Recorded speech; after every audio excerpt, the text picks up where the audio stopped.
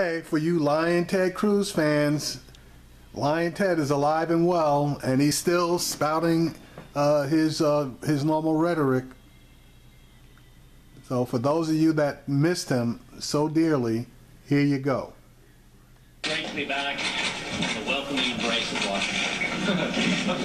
Dennis! Tonight, so why do you not endorse the outcome? Listen, I'm very glad to be back in the Senate.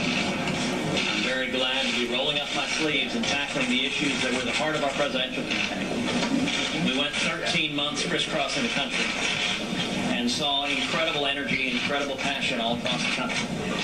Ended up earning over 7 million votes nationwide, winning 12 states, winning nearly 600 delegates. But alas, it wasn't enough. We came up short and didn't prevail. That was not the outcome I had hoped for. It was not the outcome that many others had hoped for. But at the end of the day, in our democratic process, the people decide. For me, what is important is that the movement continues. This movement from the people. This battle is about a lot more than one election cycle or one candidate. It is about principles that are eternal.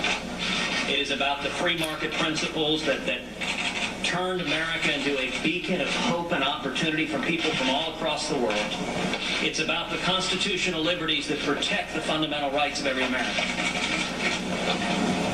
All across this country, people are hungry for change. They recognize that the path we're on, it isn't working and people are suffering. This election cycle should be a wake-up call to Washington, D.C. The frustration, the volcanic anger with Washington was echoed throughout this election. My priorities, had I been elected president, were to fight for jobs and freedom and security. I think those are the priorities of the American people.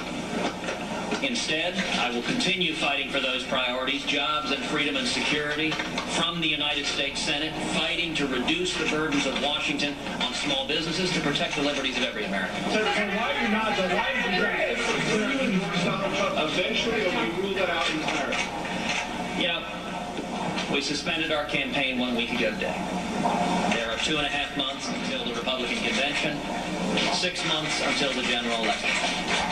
There will be plenty of time for voters to make the determination who they're going to support.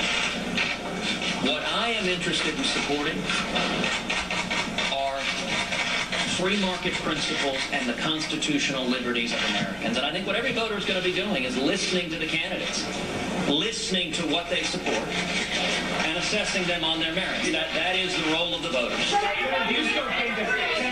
Cruz, you branded yourself as an outsider, and now you're back you're back here. How do you work with the Senate after branding yourself that way?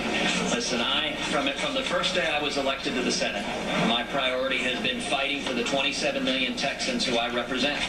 I'm going to continue fighting for the American people. And if fighting for the American people makes you an outsider in the Senate, then I will happily remain an outsider, because, at least to date, Congress, both parties, both houses, far too often hasn't been listening to the American people.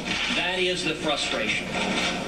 This town, too many elected officials listen to big money and special interest and lobbyists. The rich get richer. Under Barack Obama today, the top 1% earn a higher share of our income than any year since 1928. Big government does great for the rich. But those who are struggling, the working men and women, their lives have gotten harder. The people who I am fighting for are single moms and young people and Hispanics and African Americans. It's the truck drivers and the welders and the coal miners. It's the farmers and ranchers. It's the people who've been left behind. And so... Oh my God, he mentioned African Americans. The world is going to end. That's the first time that he's mentioned African Americans in 13 months. What I have done every day in the Senate and every day on the campaign trail as a candidate for president has been to fight for the working men and women of this country, to fight so we can bring back to America millions and millions of new high-paying jobs, raise wages, so that working men and women can make ends meet. A question about the work in the Senate. We're looking for your guidance. Is there anything Donald Trump can say or do to earn your support? And would you be okay with your supporters choosing to vote for him in the fall? You know, I trust the people. The great thing about our democratic republic is that authority, sovereignty, rests in we the people. We just had a long, drawn-out battle, a long, drawn-out primary. And going forward from now until November, now until the convention, and then now until November, it will be incumbent on the candidates in this race to make the case to the people that they will fight for them. And I've got a great deal of faith. I've got a great deal of faith in the American people that at the end of the day, they're going to assess these candidates and come to the right decision.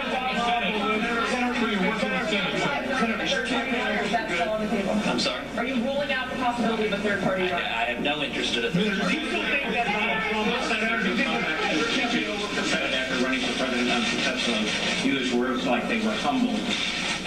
Several Democrats today said we haven't heard any humility from Ted Cruz. Do you feel humbled? Well, I would say it is hardly news to have Senate Democrats attacking it. And I suspect that's not going to go away anytime soon. Listen, I am certainly disappointed with the outcome. That I disappointed so many millions of grassroots activists across this country. I mean, this has been an amazing journey. I have to tell you, I am so privileged and so humbled to have had the opportunity to do this, to have had the opportunity to run for president, to travel to virtually every state in the union, to visit with thousands and tens of thousands of men and women across this country, to shake their hands, to hug their necks.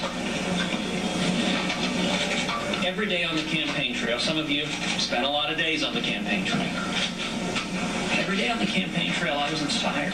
I was inspired by the Americans who are forgotten by Washington, forgotten by much of the news media, but the Americans who are struggling and believe in this nation. And if you want to know my greatest disappointment is that I wasn't able to win for them. That I came up short and disappointed their efforts, their time, their passion.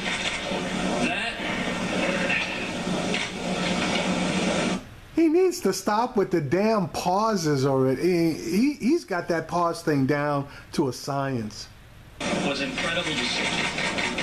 It's incredible to be a part of, but importantly, that movement, that energy, that passion is going to continue. The conservative movement, I believe, will only continue to get stronger. I recognize a lot of folks in the media, a lot of folks in the Washington are eager to write the epitaph for the conservative movement.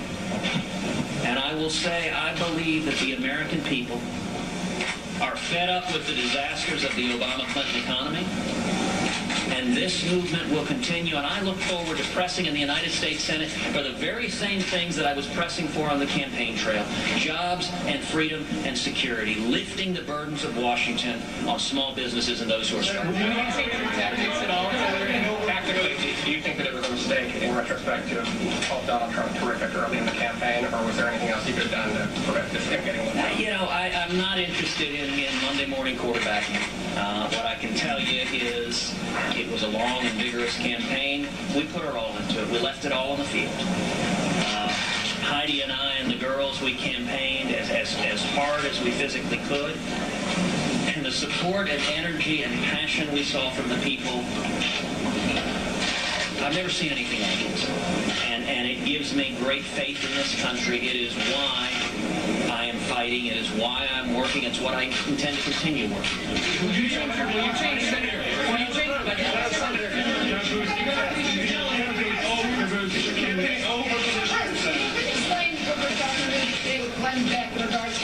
Re-entering the race. If circumstances change, is there a second act? I mean, is your campaign over? Listen, we have suspended the campaign. We've suspended the campaign because I can see no viable path to victory. Of course, if that changed, we would reconsider things. But let's be clear, we're not going to win Nebraska today. There should be no mystery, no excitement in that. We've withdrawn from the campaign, and it's in the hands of the voters. If circumstances change, we will always assess change circumstances. But I appreciate the eagerness and excitement of all the folks in the media to see me back in the ring. But you may have to wait a little bit longer. Will you be at the convention, sir? Mr. Trump. Sir, do you meet with Senator, have you talked to Mr. Trump? Yeah, that's the thing about Lying Ted. His quote-unquote movement is going to go the same way that the evangelical movement went, which it's going to relegate itself to a minor, if any, role in the quote-unquote grand old party. But that's Ted. So now I'm really interested in seeing what this guy actually does as a member of the Senate. Because I honestly feel 2018, when he comes up for election, he got extremely lucky and all the moons aligned for him to win that election. And I don't think the moons are going to align as much for him in 2018 as he apparently believes they will.